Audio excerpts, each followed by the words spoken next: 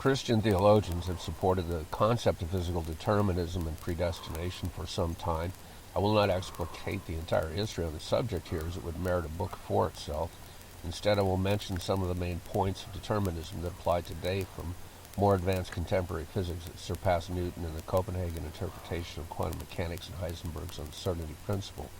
The preponderance of quantum physicists today adhere to the Everett interpretation, named for the late Hugh Everett, who, with a PhD in radical theories, could never get a real job in physics, became depressed, and died early.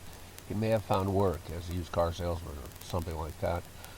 A physicist named Erwin Schrödinger invented a wavefunction theorem to account for the collapse of quantum particle waves from a particular location or speed when measured by an observer.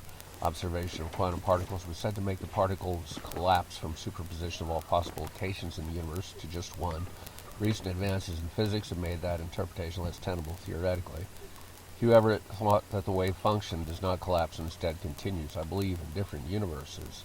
I had read Max Tegmark's book, A Mathematical Universe, which is a good general survey and explanation for multiverse theory and the wave function.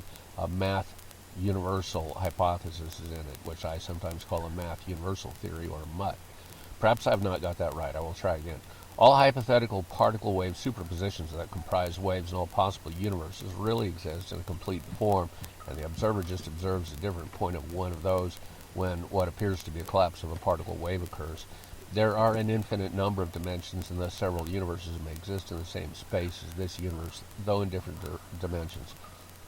In the Everett interpretation, all possible universes in a multiverse exist with the most fine detail of as little as one particle differentiating them. Observer's consciousness may be like a spirit moving to different places in what is a static, complete multiverse already determined as it is in final form. That is, the future already exists and the past continues to exist, and people move along a line, in a manner of speaking, in sequence in different places in view that already existing universe, as if they were moving through it and it were moving forward. Space and time are just different addresses in a given universe. In a sense, there is no space-time nor evolution. It is all complete, yet as an observer moves, he seems to be traveling through space and time. I don't think anyone has applied Everett's principles to Einstein's general theory of relativity insofar as to consider the curvature of space is determined in an Everettian way, though not in a Newtonian way. Well, at least theologians haven't done that. Where space curved not at all, and where the relativity of space-time is determined, yet it would be interesting to read about. I wondered how quantum computers would work in a multiverse in a level 4 Everett composition, and if they too would not be determined.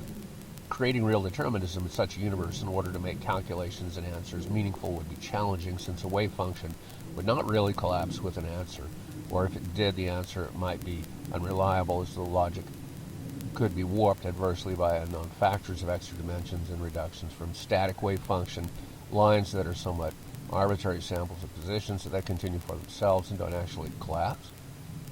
I like all of the macrocosmic investigations into determinism that, from a theological point of view, could readily be said to be like the attributes that God has of omnipotence and omniscience. One quickly perceives ideas about God, or the ones such as Plotinus developed, that would be commensurable with contemporary physics and the nature of God. Obviously, modern physicists, much less evolutionary biologists, do not consider the direction they are taking as something that has been considered characteristics of omnipotent God for ages. The Shorter Catechism, question 7, is God predetermining things? God could predetermine what Darwinist political partisans regard as random chance in evolutionary biology. Many Christian theologians would be intellectually challenged too far to consider that either. I find that remarkable. It seems like nothing at all to me, except excellent, that God can do that sort of thing.